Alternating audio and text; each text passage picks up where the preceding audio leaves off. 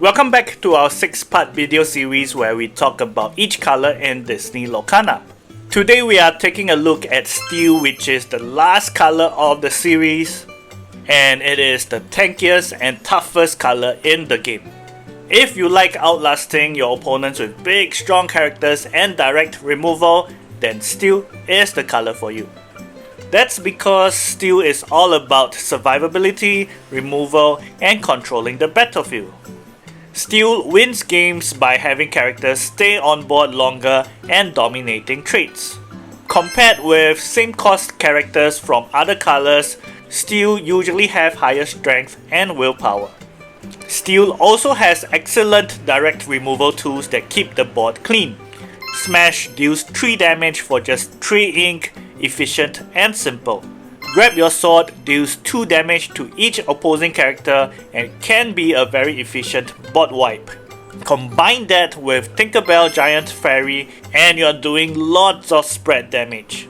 This suite of removal allows Steel to eliminate threats without relying on trickery or combos.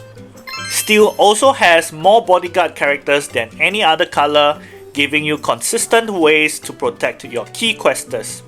Bodyguards come into play exerted and your opponents have to challenge them when possible.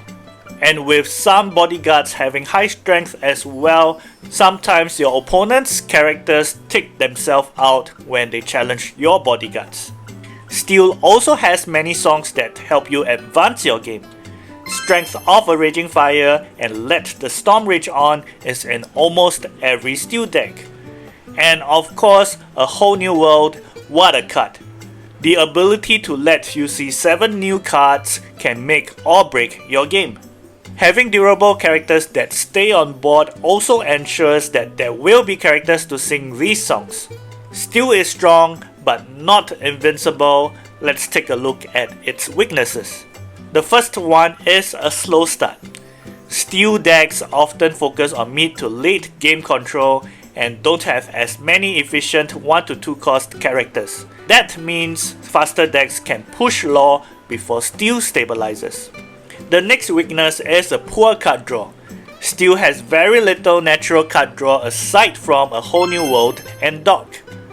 If you spend all your resources trading and defending without filling your hand, you may run out of steam, which is why most Steel decks pair with other inks to solve this.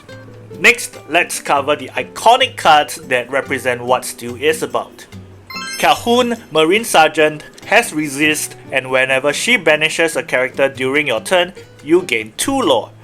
This makes your opponents think twice about questing. The Robin Hood Shift line is also very popular in Steel decks. The ability to gain 2 lore when you banish a character is great, and it replaces itself when it's banished. Getting him out on 3 ink can give you a very good start. We have mentioned Let the Storm Rage On, Strength of a Raging Fire, and A Whole New World. 3 songs that are so widely played, they made a deck out of it. And if Steel decks are not playing A Whole New World, they are playing Dock Bold Knight.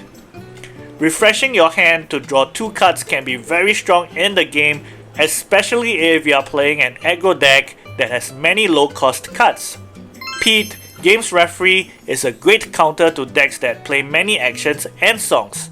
Disabling your opponent for 1 turn can mean the difference between winning and losing. So how do Steel decks usually want to play?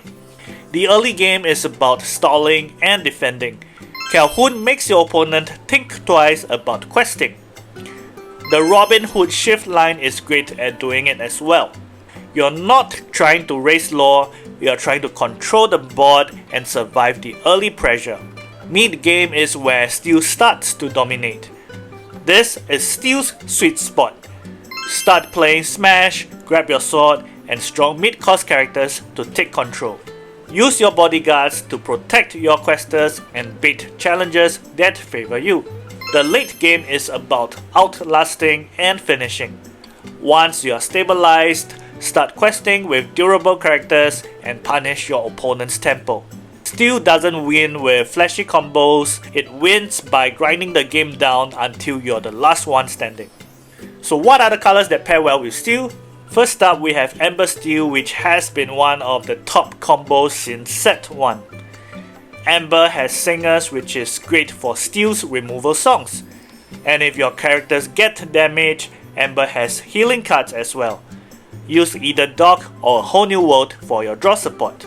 Sapphire Steel has ramp and resilience. Sapphire solves Steel's draw and ramp issues.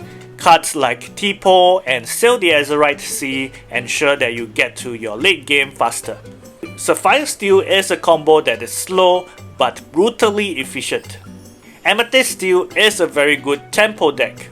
Use your Steel cards to gain board control and use your Amethyst cards to slowly build momentum and win the game. In short, Steel is a very grindy color that allows you to win the game through resistance and resilience. If you like to play the long game, making sure that it's very difficult for your opponents to remove your characters while you remove them easily, then Steel is the color for you. Let me know if this is the color for you and what color you will pair it up with. With that, thank you so much for coming to the end of this video and this 6-part series. Sending you lots of love. I'll see you in the next video.